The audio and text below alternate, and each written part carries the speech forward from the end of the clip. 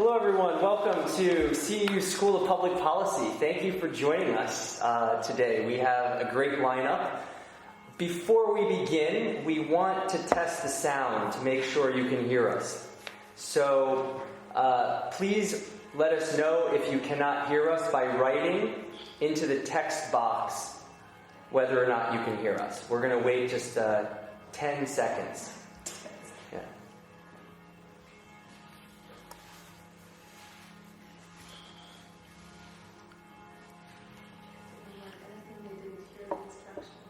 Okay.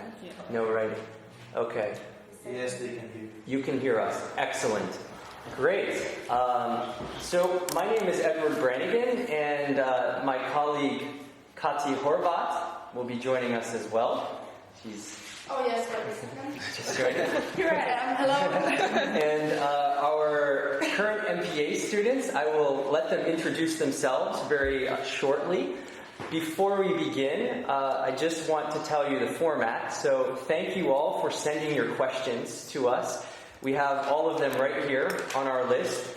We probably can't get through all of them, but we will try and do our best to get through most of them. And they cover everything from academics to student life to what are our current students like. Also, the types of careers they want to pursue and things like that. So these are the types of things we're going to try and cover in the next hour. Just to give you a sense, we have currently 26 students from 21 countries. And next year, we hope to have another class of students, but of 40 people, and hopefully from about 30 countries. So we're very diverse, and we're hoping to get even more diverse with all of you. So to begin, I would like each of the students just to introduce themselves. Your name, which country you're from, why did you choose to come here, just one reason, and also what do you expect to do in the future? So my name is Pratik, and I'm from India. And I was working in India in the field of community health and malnutrition, so non-profit sector. The main reason to come here at SPP was that I wanted to work with a sense of working at international level, because every problem in India had some international connection or its relation to international dynamics. So I wanted to explore that aspect, and so I chose to study public administration at SPP. And I'm very much happy to tell you that this objective is being fulfilled while I'm studying here. I'm gaining lots of new experiences and the exposure of the issues at the international level. I mean, development issues. So this is the reason. Okay. Hi, my name is Tamila. I'm from Kazakhstan, from Astana. And before coming here, I used to work in the U.S. Embassy in Kazakhstan. And I was working on the issues of women involvement in businesses and entrepreneurship. And when I learned about the new school of public policy at the CEU, which is very famous in Kazakhstan, I decided why not and just take this challenge of experiencing something completely new, but with the established university. Hey, my name is Pasqualino Kello. Actually, I'm from Uganda, and I studied at Uganda Christian University in Kampala. And so why SPP? Actually, I did apply to the school for the Erasmus Mundus program, and I was unfortunate to be admitted there. But then when I realized that SPP had a program in a master's in public administration, I was interested, and so I applied as well. So I anticipate to work internationally. I'm really aiming to work for the United Nations, and SPP is an international institution, and I look forward to the international community as well. Okay, hi, my name is Radka. I'm from the Czech Republic. I'm quite a recent graduate. I did my BA at Sciences Po in France, concentrating on Middle East and Mediterranean. But my general interest is more post-conflict recovery and development, especially targeting education. And so that's what I would like to do after SPP. And the reason for choosing SPP was that, well, it's exciting to be part of something really new. And it's exciting to be a part of, well, 21 nationals being at a university which is rather close to home. So that was my reason. Great. Thanks for the intros. So some of you asked the question, what were your expectations before coming here? This is a new program. It's only 1 year old. You are the first class of students. What were your expectations, and have they been met overall? This is the general question. Who would like to take that? Oh, so let me take that. Well, expectations have been quite high. I have actually evolved an interest in international policy for a very long time, and SPP or CEU was a very good institution that I thought I wouldn't want to look any other further.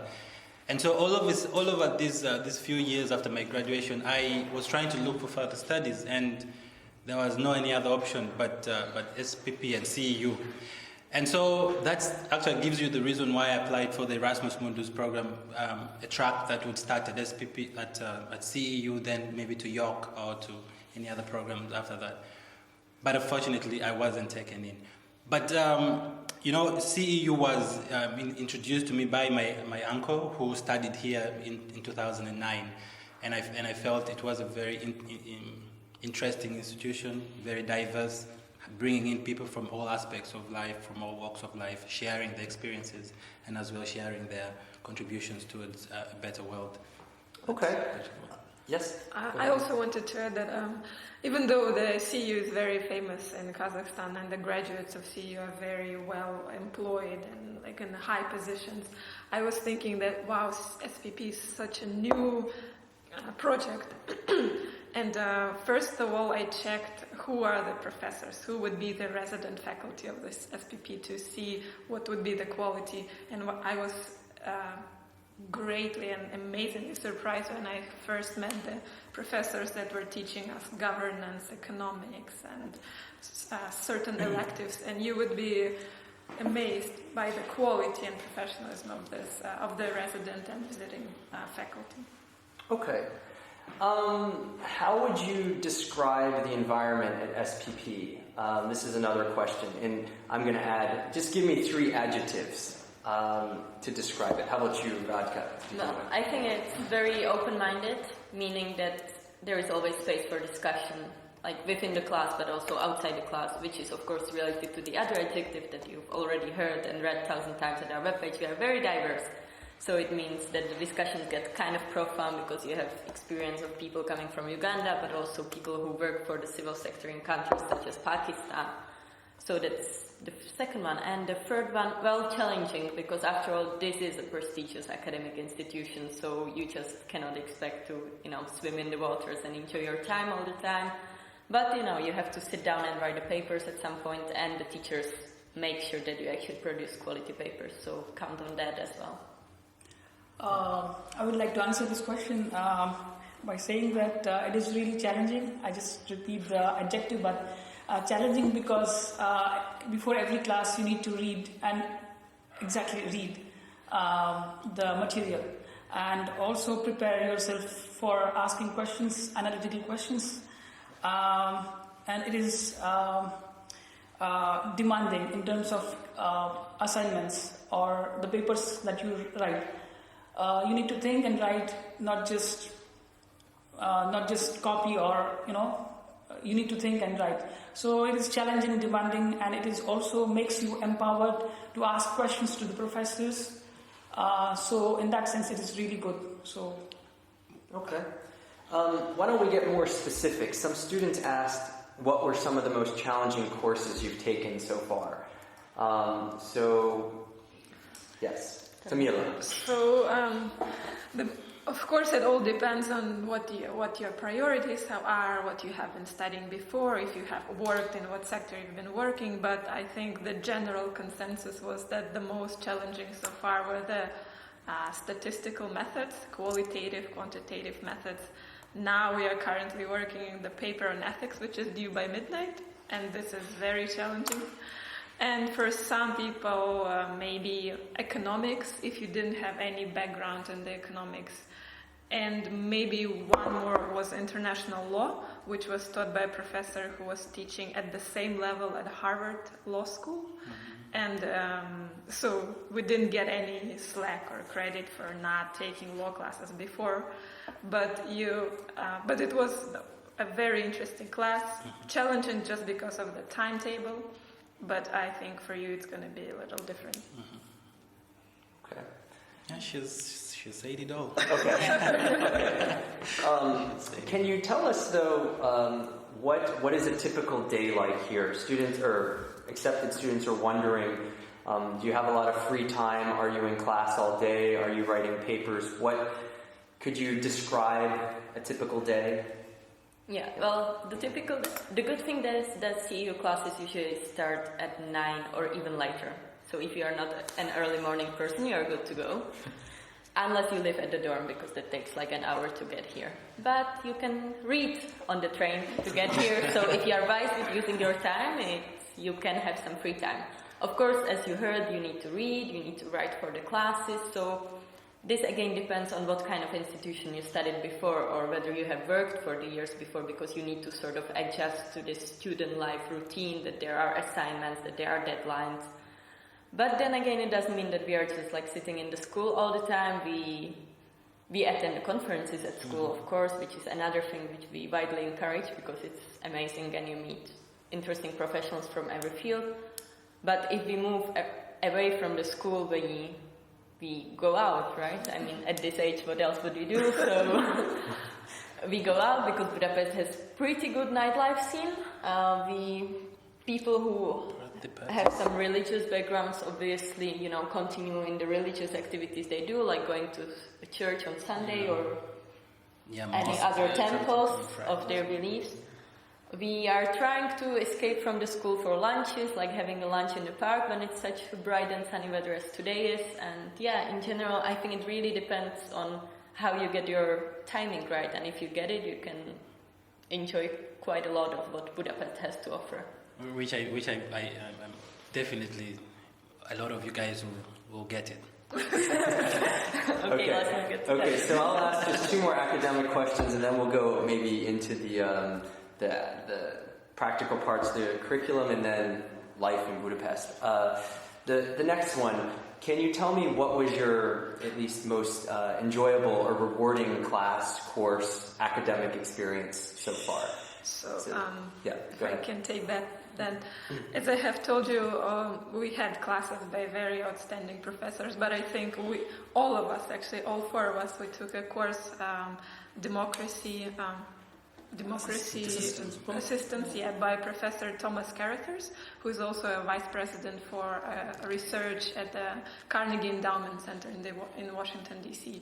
And it was one of the first electives that we took when we first arrived to SPP, and so far it has been one of the best classes we have ever taken, at least in my life. Yeah.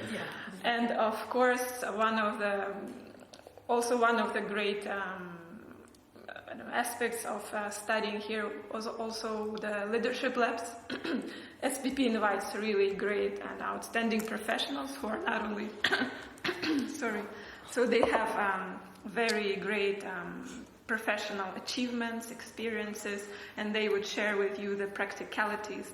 They would give you the tips on how do you get to the places you want to get, how do you develop, how do you achieve your goals and career goals, personal goals, and this was these 2 experiences were one of the most rewarding ones so far. I would also add, we had a course on human rights taught by Ariane Ayer, who is of course closely allied to the Open Society Foundations, which is another advantage of studying at SPP, because you have really close access to OSF in any possible way in search of internships or guidance on career options afterwards. But the course with Ariane Ayer was really outstanding because he's basically the person who started this whole humanitarian law talk, and I don't know any other institutions which would offer such a direct experience of person with such a huge impact on the world we are living in right now. So. Yeah, I think these 2 courses are the best courses that we have. Okay. Okay, well, moving along, there was a few questions about faculty-student engagement. So, how accessible are faculty? Can you just be specific in terms of how you engage with them? Is it just in the classroom? Well, I'll take this. I think I would just say that the faculty, in my mind, is one of the most interactive faculty I've ever engaged with. In my bachelor's, it wasn't as close as it is here. You are free to talk to a professor at any time. You can seek guidance at any time. You can. It's very interactive. It's very engaging. Professors are very free. The faculty, the staff, and everyone is very free and very open-minded and very. I think I don't have the words to say actually how engaging it is, but I think I would simply say it's very interactive. And it's not just school related, right? Because those are people who come from a background of actually having some work experience. We have here Professor Templer, who worked on post-conflict assistance, which is something that I'm personally interested in, so I don't just go out to him, discuss my policy writing experience, but rather talk to him about what are the options there, what are his contacts at the International Crisis Group or whatever. So they are helpful in many more ways than just the academic ones. Yeah. Okay. So moving on to the famous passion project. We had a few questions about that. So the first one, what passion project are you doing right now? Can maybe two of you describe what your passion project is about and what you're currently doing on it? So I can start with mine. So we are a group of 3 students working on the passion project on reconstructing Syrian cities involving Syrian refugees who are currently living either in Jordan or Lebanon. So it's a very challenging passion project with the war still going on, and the reconstruction project is a very big, ambitious plan. But this is a passion project would be concentrating on how do you involve communities that suffer the most in any post-conflict reconstruction. But with the current Syrian crisis, this is what we are focusing on, and we are very lucky because our client is actually the Center for Conflict Negotiation and Recovery at the SPP, which was established by the professor. By Professor Templer, who is a resident professor at SPP. So it's a great asset and a huge help. And one of the passion project structures that one of the SPP professors also is your advisor. So we are working on this. We are currently at the second phase of our passion projects. We have launched them a couple of weeks ago. We introduced and talked about this of each other's passion projects, and now it's just a research stage, and we are currently finding out options of whether we can travel to meet with our clients who don't have clients here, or to visit, for example, for us it would be visiting refugees either in Turkey or in Lebanon, and then go and move forward with the passion project from that point on. So, well, my passion project is with the Department for International Development, DFID, or DFID. We have focused actually on looking in Sudan. We do know how Sudan has actually gone through all this period of civil unrest, most especially in Darfur. So DFID is actually trying to collect information on the issues of service delivery, social development, and try to compile a report. It would be shared in the event that it's finished with the World Bank, perhaps. But we are 3, and we have 3 areas that we are looking at in terms of this report. And so, in a way, it is bringing. Of course, we have the interactions with members of DFID. And so this just gives you a flavor of the different types of organizations that we are involved in here, looking at the international community and looking from an international point of view and trying to resolve issues internationally, bringing it into SPP. Okay, maybe for those students that aren't in the room, can you tell us what are some of the organizations they're working with, the topics they're working on. Can anyone answer that? I'm working with Bangladesh BRAC, which is in Bangladesh, and my team is working on education. So we are focusing on primary education in Bangladesh. So it is basically a school model that we are studying, and we are coming up with advocacy tools to advocate that model into a mainstream national school system. Okay. So this is our passion project. I will just shortly all the others. So we are involved with organizations such as Freedom Now and Global Witness. So we are targeting things such as resource curse or corruption in state-owned enterprises. So there is really wide range of topics. So no matter what your interest is, pretty much you can be sure it will be catered within the auspices of the Passion Project. Okay. There was another question specific to the Passion Project. How are the teams assembled? How are they formed? What is the process? Can someone tell us what their experience of that has been? So we basically received a spreadsheet with a description of the project, with a client name, and Without the client. Oh, without the name. without the client name. So just the description of the project. So you rank them based on your priorities, and you rank order all of them. And in the best case scenario, you get your priority top choice.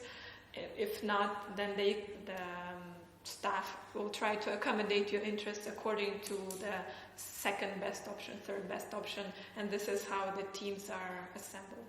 Okay. In other words, there is nothing like you go straight up into an interest of organization that you think. It's the staff that normally does it, I think. Okay. But from my understanding, you can also submit, if you have a particular passion project that you want to do, you can submit it, and it can be put on this list. Is that correct? Yeah. Okay.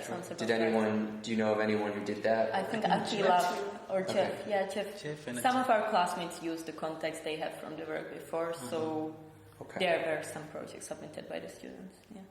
Okay. Great. Now, what about internships? As this sort of closely related to Passion Project in many ways.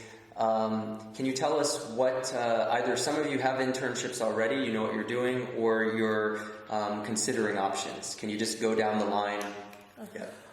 I'm considering, and it is not finalized yet, but I'm thinking to work on education itself, and it's in India, so it's right to education, so it is yet to be finalized. Okay. So I just got internship confirmation several days ago, and I will be doing work with refugees and asylum seekers and peace building at the UN office in New Zealand, in Wellington. And this is closely relates to my passion project, and I'm very excited to do this. And it closely relates thematically, but it looks at different communities. So I will be looking at the Pacific Island communities and how do you make peace building in these communities.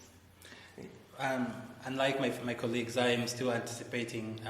Of course, you already know my interest is international, and so I applied to the United Nations University in Germany, Bonn, but I'm still waiting for feedback from them. And I was admitted actually to the International Crisis Group in Nairobi, Kenya, and these are just options that I have to choose from. So I still anticipate a lot more to come as well. Okay, my case is a bit specific one because I didn't have to look for an internship because I applied to the Open Society Internship for Rights and Governance program, which is an option that only students from several public policy schools in the world have. So it's of course SPP, it's Harvard, it is Oxford Blavatnik School, it's Sciences Po Paris, it's a school in India and South Africa. So altogether I think like 8 public policy schools. If you are a student there, you can apply for the program, and it's targeting human rights and governance. And what I will be doing will be legal research on civil society regulations in Center for Applied Legal Studies in Sao Paulo, Brazil. So that's rather exciting. Wow, great. Yes. How about skills for impact? So can someone tell me the question here is, what skills for impact courses have you taken? What have you learned from them? I would also add, I mean, how are they different than the academic courses? Yeah, go for it, Prati. I just wanted to talk about the course negotiation skills that we took. I mean, Skills for Impact is not an elective course, but it is a compulsory course. So you do not choose, but it is compulsory. So I think the most rewarding experience was the negotiation class, in which we learned about negotiation, in which the main point was win-win situation. It's not about commercial negotiation, but essentially public policy negotiation, where you consider the other side also. So this is my experience, which was really good. Well, I also thought the crisis management was really an interest, because we oftentimes do forget that we are undergoing crises in our lives, or in the organizations that we might be working with, or even in the groups that we have as passion projects. And so the crisis that Skills for Impact course was really very helpful, and I think it's still going to be very helpful for us in terms of how we shall be managing our organizations, the ones we are doing passion projects for, and I think even for the organizations that we'll be working for in the future as well. Yeah. I also wanted to add that Skills for Impact are conducted by the professionals and people who are actually working in all of the spheres by professionals from McKinsey, and the crisis management course was conducted by people working in the security studies in Geneva, working with actual people, with police force at the high top levels in their respective countries. So you do learn from the best what crisis management is, or what negotiations should look like. And it's not like academic learning, which is one of the questions that Edward put on. It's a lot of interactive learning, which obviously you have in other classes as well. But for example, negotiations is not just that you go through a list of negotiation techniques, but you try to act the situations out, and then you immediately get a feedback on what happened, why it happened, how can you improve in it. You can see what are your strengths in the particular areas, and you are given space to develop. So I think that's, it's very intense, obviously, because this usually takes place within like a couple of hours or like 1 or 2 days. So it's very different from the other academic courses that we are having. But you get to play Legos. We get to play Legos. That's why we like the crisis and risk management. So look forward to it. Okay, so yes, playing with Legos in the Skills for Impact class. Now let's talk about life outside of the classroom. We have a number of questions from accepted students who want to know what it's like. So first question, what are some of the fun things to do here in Budapest that you have found? Ruined pubs. Okay, that's like a Budapest special. It's pubs in ruined buildings. And it's good. And a lot of expats hang out there. So if you feel that you will be like stuck with Hungarians which speak this language, you will probably never learn unless you are super talented and super motivated. Then you can run into a lot of internationals in Budapest streets in general. But Pasi, I'm sure, has some insights about stuff in Budapest, so I'll pass it on him. Well, I think I will build on what you've already said, is that, of course, the international community here is really very wide and vast. And I all of a sudden got to meet a friend from Bulgaria, and, we went touring around Aquarium, I don't know how that is, and the museum and the Danube. It's a very lovely, beautiful city. I anticipate you guys will be excited about it as well. Yeah. It's very historical. It has parks. It has the Danube, which is beautiful. There is plenty of museums. There are theaters, cinema in English language, which is great. There are clubs which do their own film festivals. One is like 10 minutes from CEU. There's concerts happening. Concerts. Yeah. For a person it's my very first time leaving Uganda and coming over to Europe, and so I think, of course, it's very different. I was used to having taxis here, and then, but here it's a lot more organized. And unless I still struggle going through the map to see where I go, but it's worth, you get to evolve through a new kind of life, and I think you get to see things I had not seen as well. And all the time, the street is clean. Yeah, and don't forget, it's not just Budapest, right? You can travel to other towns in Hungary which are beautiful, and you can take a train or something. So it's not. I mean, you can also go to Vienna as well. Yeah, Vienna, Prague, all those beautiful cities you ever heard of, they are there. Yeah. Okay. What about, do you think you have enough time? You said that classes are challenging. I know that this winter term just ended. But do you think you have enough time to explore the city, to explore the things around you? How do you manage the balance? I think it depends person to person. I'm very bad at it. I lived here for 8 months. 8 months, yeah. But I haven't seen many more places in Budapest. But it depends on person to person, and classes are very challenging. So you need to manage, and then you can see. Okay. But I mean, I think we are telling this now because it's exam week, and we had six papers due this week, so every day. That's why I think we're under a lot of stress. And yeah, of course. But if it's not an exam week, and if you have a break between terms, it's a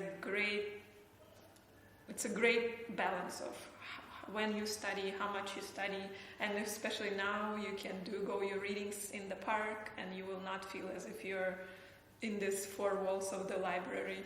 The library is also nice. Yeah. Exactly. Really good.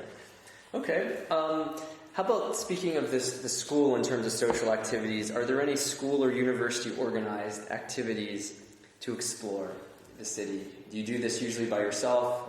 How have you found your cohort of students? The community here? Well, again, if you're stressed, you can go and do gardening, which is available now, right? Yeah, it starts. So you can go plant your own trees and eat natural organic foods.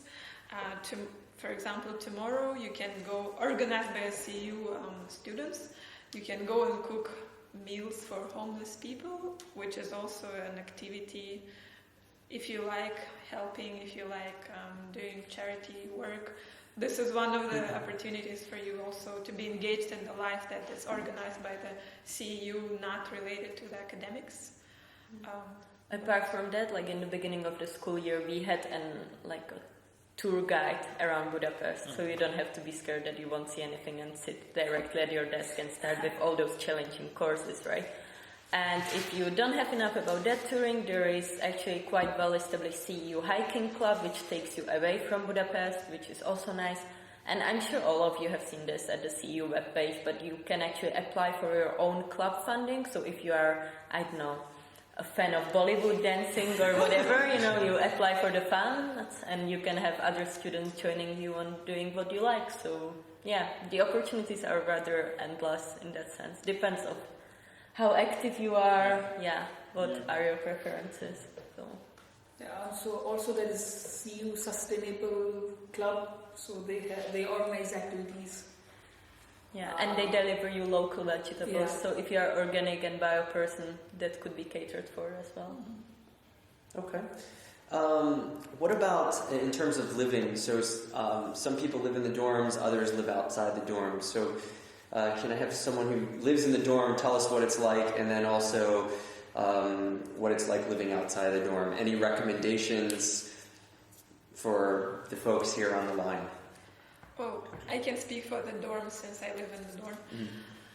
The only two drawbacks is that it's just a little bit too far away from CU, so your commute is about 45 minutes, and you're changing a bus and then the subway. That's one of them. And maybe, I don't know, maybe I'm just too picky, but the food at the cafeteria in the dorm is just a bit too much if you're trying to have a diet and balanced nutrition. But otherwise, dorm is very comfortable, and you have either you have your own room or you can share. And I think you will have an option if either living by yourself or sharing with someone and get paid for this extra person or living with you. So the dorm has pool, gym, you have study rooms, even sauna, yes. There is a garden if you I don't know, smoke, or if you want to read outside. There is a garden where you can do these things, and dorm is in a residential area, so you see a lot of people with dogs walking around, and there are a couple of paths where you can do jogging. One important thing, there's also a bar, you know. I think that's important. But also, just to crown it up, I think the dorm is, in most cases, I remember I told you my uncle studied here, and he told me he realized that he was living in an hotel not until he had left CEU, and he said, "What did I even do? I didn't know that I had all these kind of opportunities, the swimming pool and all these things in there." So you're more or less living in kind of an hotel system. It is. Oh yeah, and they clean once a week. There's a lady or person or man coming to clean your rooms. So this is a very big advantage of living in the dorm. Okay, how about Outside the dorm? Yes, outside the dorm life. Outside dorm life is great because you don't have to commute, right? But no, it depends. It's quite easy to find accommodation in Budapest, but you have to bear in mind that the people here sort of got the idea that they are international students, and they think that because you study at CEU, you have the money. So when you are checking the apartment, just make sure that you are not overpaying for what you are getting. I think there is plenty more tips on accommodation, and I'm sure you could ask Kati and she could forward it to us so we can brief you on that. But the thing is that sometimes you may feel a bit that you are not socializing enough with the others because most of them live at the residence center. So what I would personally not recommend is staying on your own. Maybe try to find a couple of other people and share flat, which is also cheaper, obviously. But otherwise, there are such beautiful historical buildings in Budapest that, go for it. If you have the option, I think it's another alternative. And did you receive help finding housing, or did you find it on your own? CEU is helping in this case, but actually I sort of popped in Budapest one August night and I managed to find a flat, luckily. So. Okay, great.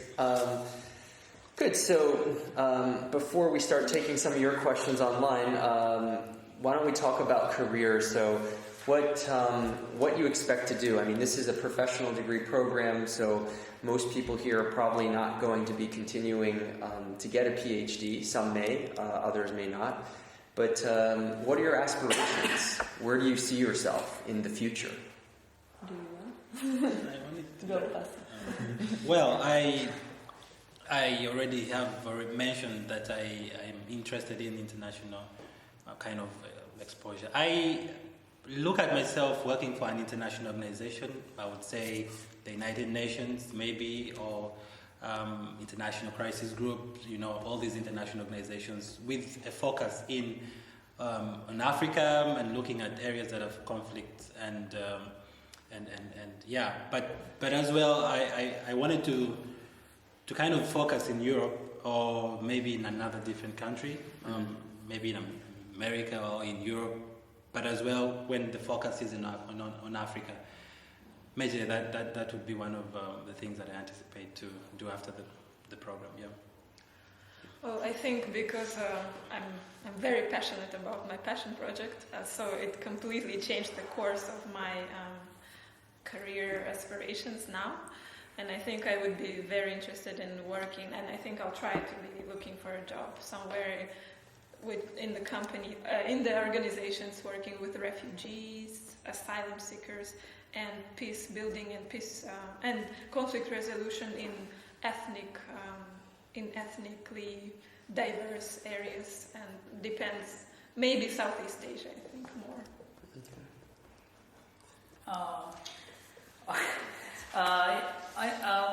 I did my social work before coming here, so social work was more about practical and direct intervention in the field. Public administration is about policy and a higher level than the social work. So my focus, so this is obvious that I will be like to engage in some kind of policy work that will impact a large population. You know. So this is what I can say about. Yeah, for me, I don't know. Like one idea would be to have an own NGO and work on the post-conflict reconstruction in, let's say, Bosnia, because I really liked it there and I think there's still a lot to do. Or in Lebanon, if Tamila is not already in charge of that by the time. Or, you know, in general, we're working for rather small local initiatives that work on peace education and, yeah, non-violent techniques of dealing with conflict. Yeah, that would be. Okay. Do you find, there was an interesting question. She said, are many this was a question from one of the accepted students, are many current students planning to stay in Central Europe to live and work after you graduate? Is this something that that you would consider? Do you really want to be in another place? What's the sense among the class, not just also you, but among your classmates? I would say that not just to Europe, but I just wanted to gain some experience before I go back to India. So that will, I consider, I mean, this is not something which I have decided and I'm very much confirmed, but I can explore the opportunities so that I can gain experience, because the work culture and the kinds, the strategies or the way they work is really different. So I wanted to learn professional skills. Okay. I think it depends on the area of your concentration, and I know that there is a big UNHCR office in Budapest, so if they cover areas of my interest, then maybe, but I think more my focus of my career goals is more in the Asia and rather than Europe. So what comes into my mind here is that I intend to have this kind of the Western or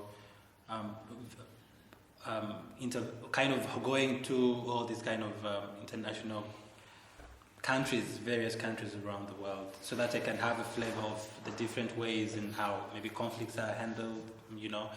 And so I feel I might not have a very specific kind of work continent. I don't just kind of be meddling here and there, but internationally would be what I would go for.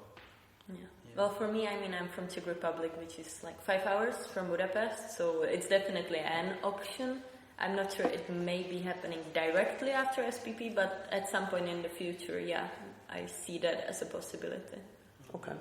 And so before I hand it over to Kati, who will answer some of your questions related, some administrative ones, I just wanted to ask my own question, because I think this is important for people who are deciding on whether to come here. And this is what I would say. I think the School of Public Policy, our program, may not be for every person in the world. I think we can agree, right? I mean, there's a specific or even distinct character about this place. What could you tell me, just anyone, why should someone not come here? Is there any reason that you think that people should not come to a place like this? Yeah. I mean, if you don't like working hard, not sleeping at night, and eating not very green food, maybe not, but otherwise you would make a bad choice. Yeah. Any other reasons? Same. I mean, okay. I'm surprised that she said the same word. That if you don't want to work hard, I mean, if you don't want to read and learn, and I mean, it's a very intensive course. So if you are not ready, then you should not come. I would just maybe add, if you are not ready to interact with a group and you really think your master's is about you and you getting the best grades and you studying in the library all the time, then probably this would not be a place for you, because there is a lot of group work in the end, not just the passion project, but within the classes. So, there is something you can work on during the summer, but yeah, bear that in mind. I wouldn't want to add on anything. I would just say that if perhaps you did chemistry or whatever, then you would go in for something else. But I think for the humanities and all that, this is the best option. Okay, good. So now, Kati, I'll hand it over to her, and then we will, right after her, take some of your questions that you can type in. Okay, hello again. So I will answer the questions myself because this is more of the technical stuff. So some of you have been asking about possibilities of part-time work. So now there is actually a rule for students at master's level at CEU that you shouldn't work more than 10 hours a week. So it is theoretically possible. Some people do that. Mostly that would be internships with different units such as like recruitment office or communications office, or sometimes there are also options at SPP, but there are not very many of those. And it's also, I don't want to say it's discouraged, but it's not very strongly recommended either. Like you heard from the students that it's a very intense course. So we have some students who are interning also currently with SPP or outside of SPP, but that's not very widespread. And some of you also asked about working outside the campus, so there different regulations apply. Those of you who are European Union citizens will probably know that for them there is no obstacle to do that. For everybody else, there are questions of like work permit, etc., etc. So it's a bit more complicated.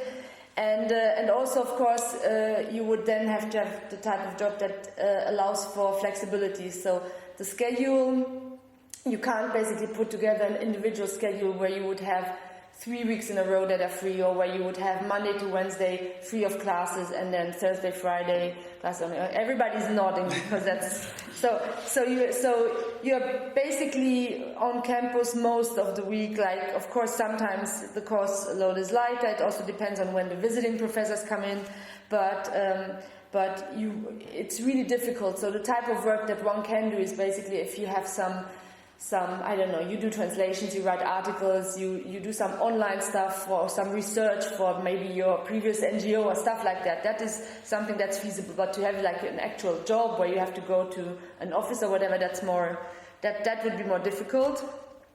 Yes. What else was there? Okay. Yes, there was a question of expenses, like how much can you spend? Well, Budapest is compared, maybe it's worth also looking at these websites comparing costs of living. Budapest is a relatively cheap European city. Now, of course, if you then compare that to cities on different continents, it's always very relative.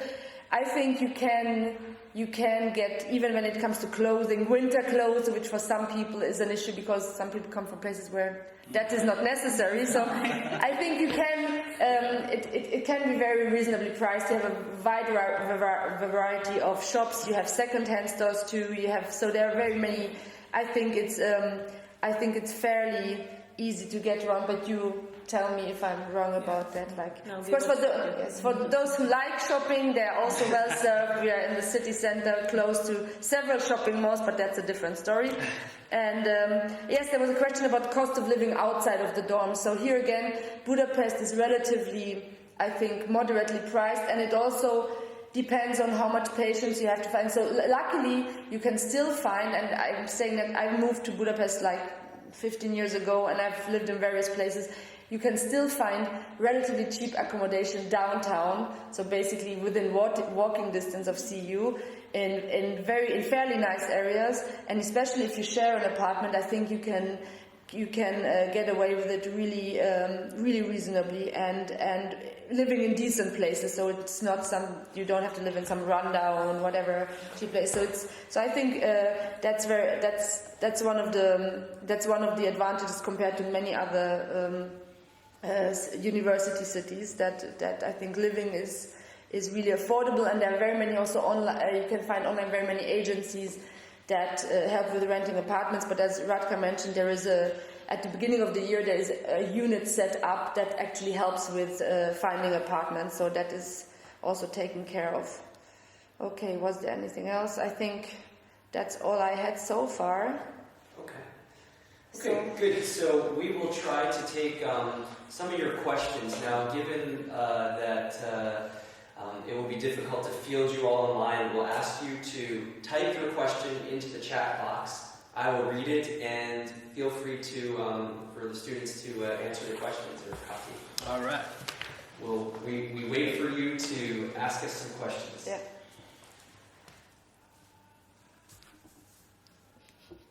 Please. We've covered everything.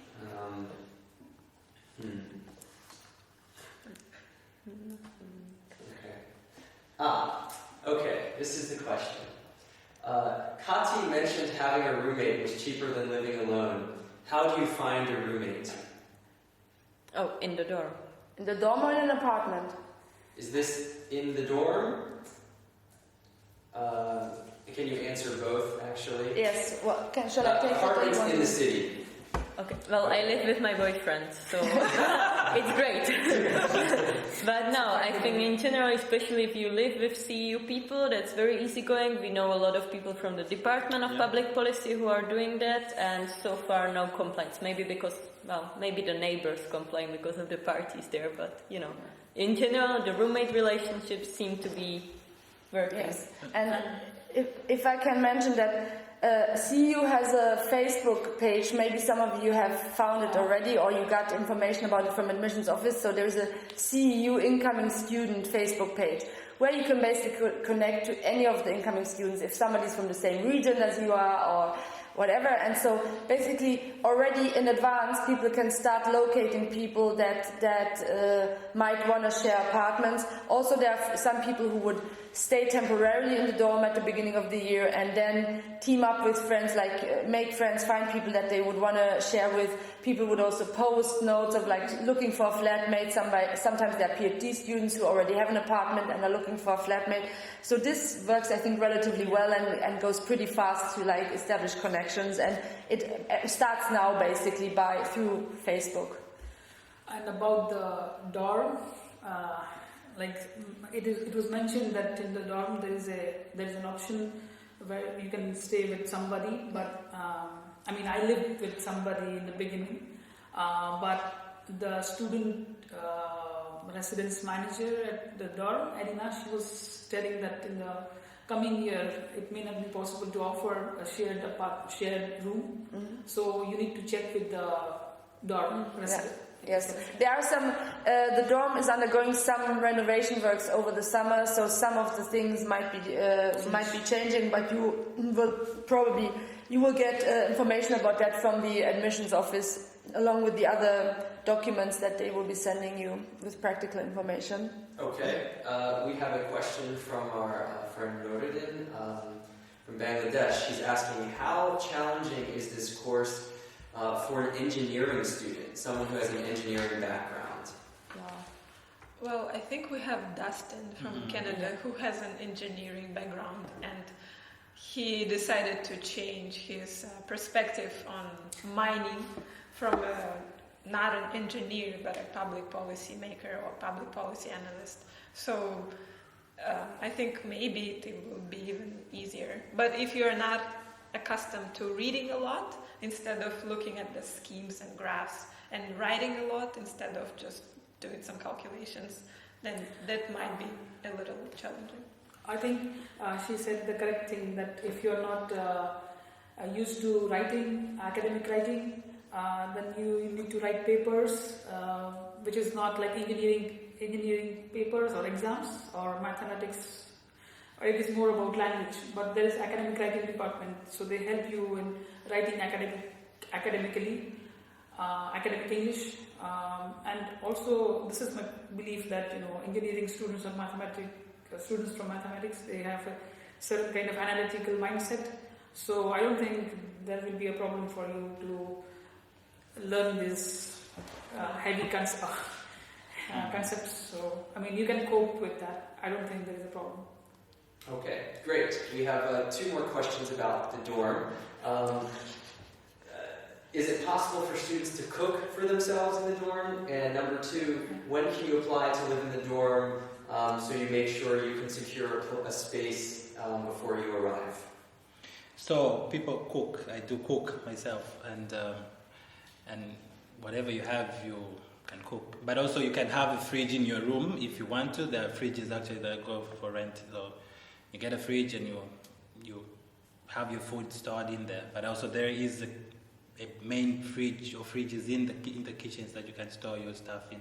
So the issue of cooking, I think it's covered and might not be very kind of difficult. There's like kitchen on every floor, which is shared, so there are the facilities available.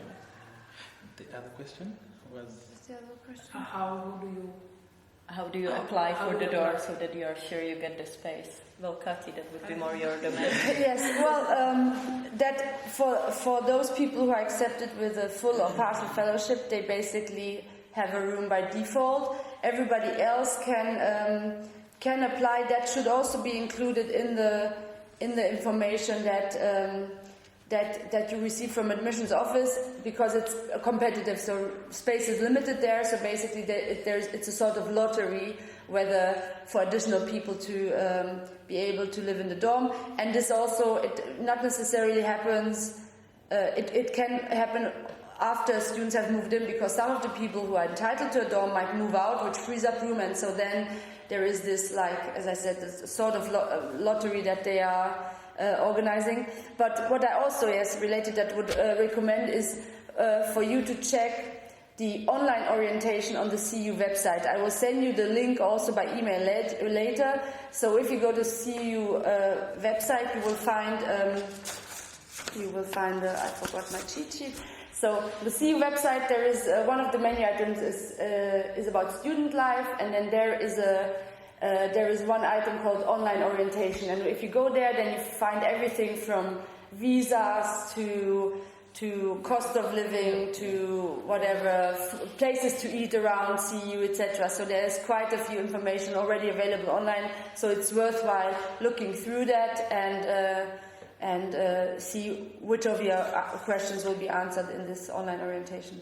Okay, this is another question, but an overall question. It says, I'm just joining, so maybe you have answered this already, but what do you feel are the benefits of being a part of such a new program? Are there any challenges or disadvantages to being one of the first classes to earn an MPA at our university? Well, I think it's great, no? It's always exciting to start something new. And I was saying it before you joined, so I hope the others would confirm if they had the option. I think what's great is that actually you have the feeling that the school cares about you, which is of course partially given by the fact that there is only 26 of us, but it's because they are genuinely interested whether the program is working as they wanted it to work. So you give feedback to the professors are open to hear whether their style of teaching is working with the class. There you can give feedback on the content of the courses, so I think that's not something that would happen at a program which is already running for like 10 or 20 years. I would want to add on what Radka said, is that, we get, we are in the inaugural class, and we tend to have a lot of trials, but of course trials that are beneficial. And sometimes some of the things might not work out, some of them might not be very plausible things that will work up in the future. But then you get a lot more options into trying out other different stuffs, and some of the other different things would be the things that you would not have learned if they had not been tried out. And so even if we are going through the phases of transforming or trying to make it a better place, we believe that actually you guys will be able to benefit from this kind of the things we've gone through already. And everyone at CU knows about you, right? Because we are the new, exciting, shining thing, so we are pretty famous. And George Soros is always meeting us. And we met George Soros a couple of times, so if you guys are fans, that might happen to you as well. Having dinner with him, lunch. Yeah. Insurance. I wouldn't comment on being the second batch or being the first batch. What are the benefits or problems? But even if you're the first or the second batch, you're meeting some of the best professors, best people in the world. So even if you are not sure, so you can be sure that you are going to meet the best professors and best people in the world. So that is a big advantage that you can expect. this is something can be considered. Okay. How long can we continue working in Europe after graduation? I think this very much depends on one's citizenship. Oh yes, yes. So for those of you who require a residency permit, namely people who are from outside the European Union, your legal status ends with graduation. So it sounds very blunt, but that's how it is. So you, as long as you're enrolled, you have a residency permit based of being a student enrolled in a master's program. So as soon as you're done, it's like you have to So that's end of story. Another question: how many internship opportunities could you get in 2 years? I'm not too sure. Usually you do one internship, so... Yeah, there is one required internship, but as Kati was mentioning, there are some internships within CU. That's different. So when it's about... So we shouldn't confuse the internship, which is usually relevant to either the study interest, the passion project, or the future career goals of the students, which they have to do during the summer, which is basically part of the master's program. And then the types of internships, which are like part-time work in a sense, where you would work for example, for recruitment office, compiling data for them, or going to recruitment events, which is a remunerated, we call it internship because for students that it doesn't qualify as a real working relationship, but basically it's more part-time work and not an internship. So these are two different things. For this part-time work, you can do that throughout the 2 years if you wish, if you get accepted somewhere, and if you can spare the time. So. Okay, and we're going to take just our last question before closing comments. Could you give us a sample timeline for the year in terms of academic projects, courses, internships, special initiatives, modules, passion projects? Yeah, well, that's easy now, sort of. So you have 3 terms in the year. The fall term, where a lot of the core courses enroll, there is the skills for impact in that, and some electives, and leadership labs and other talks, which is the extras. Then you have winter term, which we just finished, which is again core courses, skills for impact, and electives. And in addition, you get the passion project, which starts in January pretty much. And as of now, we are entering the spring term, which means you only have electives from now on. So that's why we all hopefully will look better in a week's time. And you have the passion project, which is still going, obviously, and there are skills for impact. And you are getting ready for your summer internship, pretty much. And I think in the second year, it's just electives, passion project, and skills for impact. So the beginning can feel quite heavy, and it certainly has the last term, which may change because they are getting our feedback. So hopefully they will listen to us and not put so much pressure on you. But yeah, there are brighter tomorrows ahead.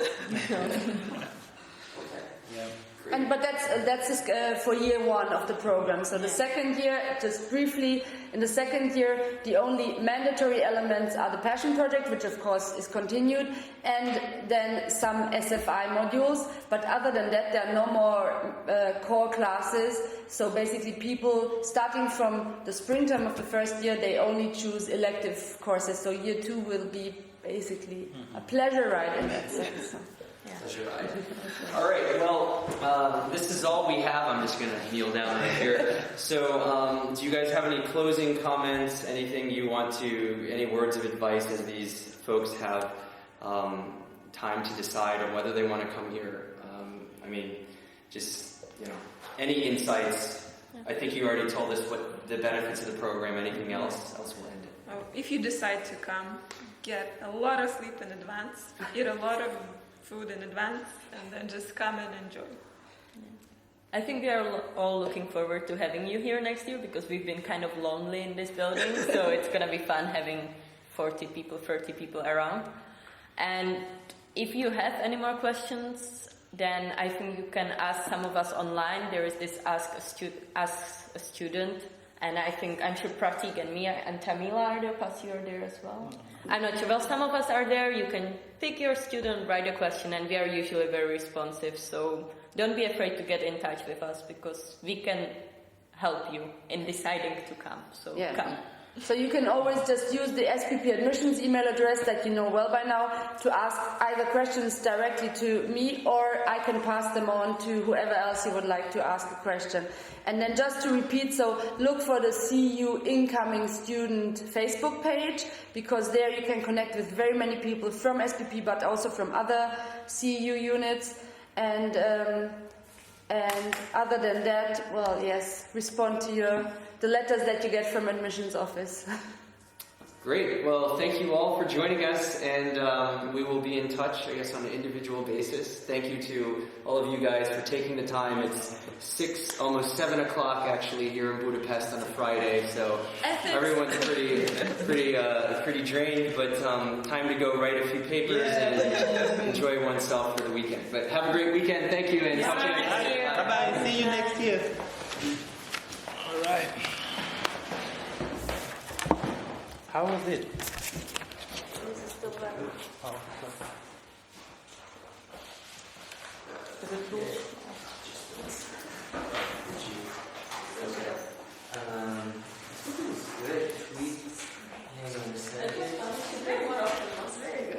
Thank you very much. That was great. Thank you.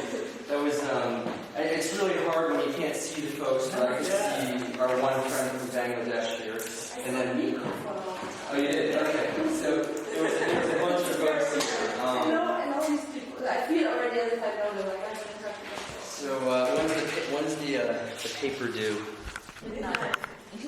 Midnight. See the recording, is the recording, is the recording, is the recording.